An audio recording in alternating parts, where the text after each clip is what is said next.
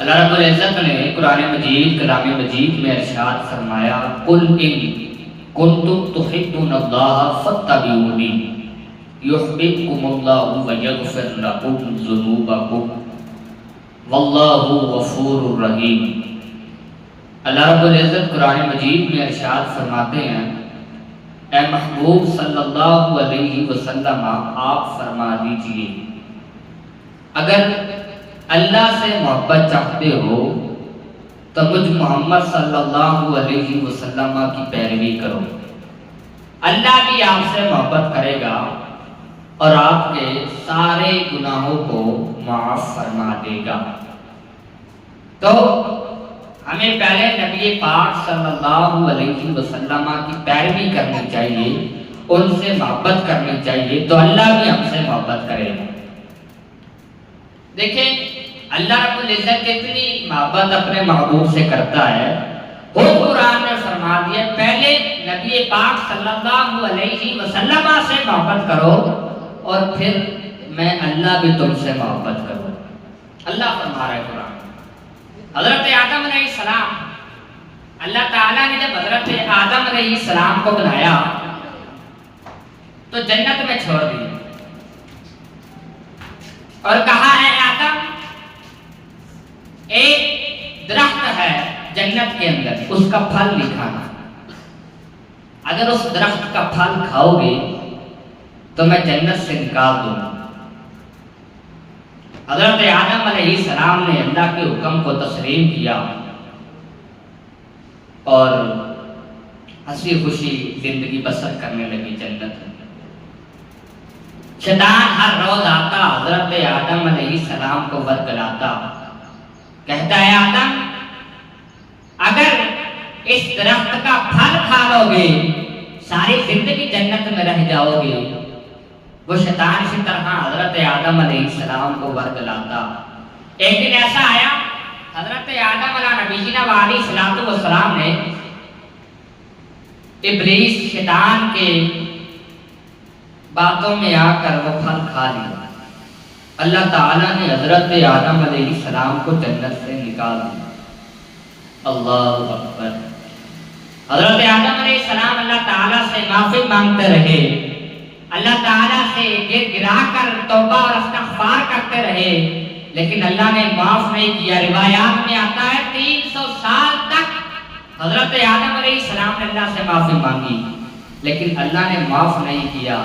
پھر ایک دن آپ کے دل میں اللہ نے خیال ڈالا کہ اے آدم ایک دن ایسا تھا تو نے عرش اعظم پر لا الہ الا اللہ محمد الرسول اللہ لکھا دیکھا، نام محمد کی برکت سے مجھ اللہ سے معافی مانگ میں اللہ تجھے معاف کر دوں گا۔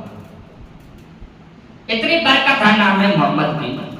حضرت آدم علیہ السلام آپ نے اللہ تعالیٰ سے معافی مانگی، اے اللہ نام محمد کے وسیلے سے مجھے معاف کر۔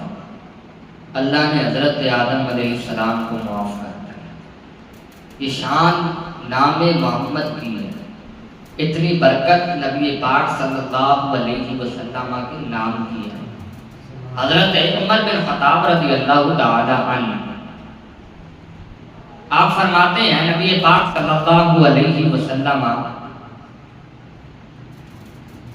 حضرت عمر بن خطاب رضی اللہ تعالی عنہ آپ نے نبی پاک صلی اللہ علیہ وسلم سے ایک دفعہ کہ یا رسول اللہ صلی اللہ علیہ وسلم آپ مجھے میری جان کے علاوہ ہر چیز سے زیادہ عزیز ہیں۔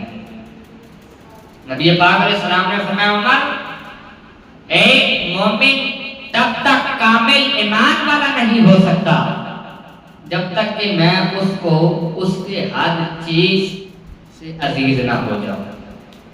نبی پاک علیہ السلام نے فرمایا لا یؤمن احدکم حتی اکون احب الیہ من والدہ وولدہ والناس اجمعین۔ نبی پاک علیہ السلام نے فرمایا ایک مومن تب تک کامل ایمان والا نہیں ہو سکتا جب تک کہ میں اس کو اس کی ہر چیز سے زیادہ محبوب نہ ہو جاؤں۔ تو حضرت عمر بن خطاب رضی اللہ تعالی عنہ آپ نے فرمایا نبی پاک علیہ السلام سے، حضور علیہ السلام اب آپ مجھے میری ہر چیز سے زیادہ عزیز ہیں۔ تو معلوم ہو گیا ہمارا ایمان تب تک مکمل نہیں ہو سکتا جب تک ہم نبی پاک صلی اللہ علیہ وسلم سے محبت نہ کریں۔ تو ہمیں آقا کریم صلی اللہ علیہ وسلم سے پکی اور سچی محبت کرنی چاہیے۔ آئیے آخری بات سنیے، حضرت خالد بن ولید رضی اللہ تعالی عنہ دفعہ سرار گزرے مسلمانوں کو۔ آپ جنگ لڑ رہے تھے، آپ کا امامہ شریف جنگ کے دوران نیچے گر گیا، اوپر سے تیروں کی برسات ہو رہی ہے، امامہ شریف زمین پر گر گیا ہے، آپ پریشان ہیں۔ آپ نے کیا کیا؟ جنگ کے دوران تیروں کی برسات میں اپنے گھوڑے سے چھلانگ ماری اور اپنا امامہ شریف ہاتھ مار کر ڈوبنے لگے۔ امامہ شریف اٹھایا، اپنے سر پہ رکھا، صحابہ اکرام نے عرض کی اے خالد کیا وجہ ہے، ماجرا کیا ہے؟ اتنی محبت اپنے امامہ سے، اتنی محبت اپنے امامہ سے کہ جنگ کی صورت میں، تیروں کی برسات میں، تیروں کے سائے میں گھوڑے سے چھلانگ ماری اور امامہ شریف ڈوبنے لگے۔ اگر وہ کچھ ہو جاتا تو ہمارا کیا بنتا؟ حضرت خالد بن ولید رضی اللہ تعالی عنہ آپ نے فرمایا اے میرے صحابہ، اس امامہ شریف کے اندر نبی پاک صلی اللہ علیہ وسلم کی داڑھی مبارکہ کا بات، اس وجہ سے وہ امامہ مجھے اپنی جان سے بھی زیادہ عزیز ہے۔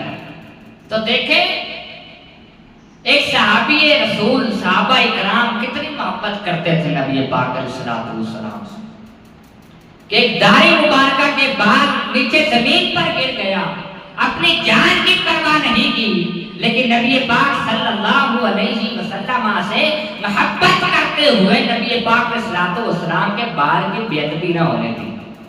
یہ شان نبی پاک صلی اللہ علیہ وسلم سے محبت کی۔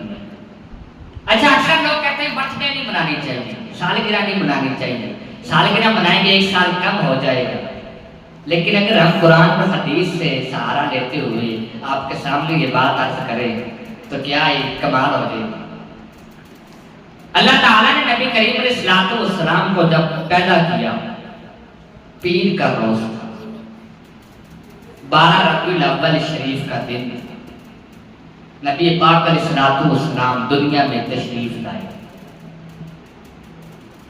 حدیث مبارکہ میں آتا ہے نبی پاک علیہ السلام اپنی زندگی میں پیر کے دن کا روزہ رکھا کرتے تھے۔ کسی نے پوچھا حضور علیہ السلام آپ پیر کے دن کا کیوں روزہ رکھتے ہیں؟ نبی پاک علیہ السلام نے فرمایا اے میرے صحابہ، پیر کے دن کا روزہ میں اس لیے رکھتا ہوں، اس لیے پیر کے دن کا روزہ رکھتا ہوں کہ رب نے مجھے پیر کے دن پیدا کیا۔ تو معلوم ہو گئے نبی پاک علیہ السلام نے اپنی سالگرہ کا دن خود سیلیبریٹ کیا، روزہ رکھ کے اللہ کی عبادت کرنا۔ یہاں سے ایک نقطہ ہمیں سمجھ آتا ہے کہ ہم سالگرہ ضرور منائیں، اپنی سالگرہ کو سیلیبریٹ ضرور کریں، لیکن اللہ کی عبادت کریں، اللہ کے قرآن کو پڑھ کر، روزہ رکھ کر، اللہ کی عبادت کر کے اپنی سالگرہ کو سیلیبریٹ کریں۔ اچھا کسی نے پوچھا کہ مفتی صاحب ایک مسئلہ بتائیں، میں نے کہا پوچھیں، تو کہنے لگا کہ نبی پاک علیہ السلام کا 12 ربیع الاول کو تو وصال ہوا تھا، تو آپ جشن کیوں مناتے ہیں؟ میں نے کہا جن کے نبی مر گئے ہیں وہ وصال منائے، ہمارے نبی کل بھی زندہ تھے، آج بھی زندہ ہے۔ اعلیٰ حضرت فرماتے ہیں تو زندہ ہے واللہ، تو زندہ ہے واللہ، تو زندہ ہے واللہ، تو زندہ ہے واللہ، میرے چشمے عالم سے چھوپ جانے والے، میرے چشمے عالم سے چھوپ جانے والے، میرا دل بھی چمکانے والے، رہے گا یوں ہی ان کا چرچا،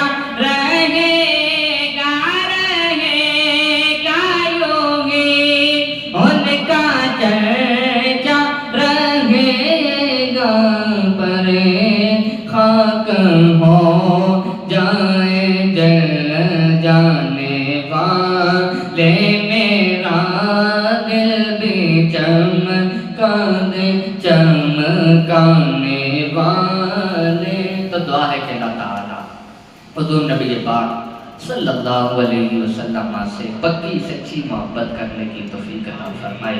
وآخر دعوانا الحمدللہ رب العالمین۔